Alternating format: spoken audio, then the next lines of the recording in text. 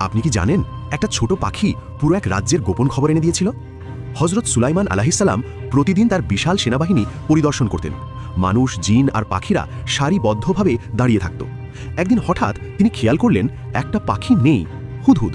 তিনি বললেন, হুদহুদ কোথায়? যদি সে যুক্তিসঙ্গত কারণ না দেখাতে পারে তাহলে তাকে কঠিন শাস্তি দেওয়া হবে। ঠিক তখনই হুদহুদ উড়ে এসে হাজির। সে বলল, আমি এমন এক খবর নিয়ে এসেছি যা আপনি জানেন না। সবাই অবাক। একটা ছোট পাখি নবীকে বলছে আপনি জানেন না? হুদহুদ বলল, আমি সাবা নামের এক রাজ্যে গিয়েছিলাম।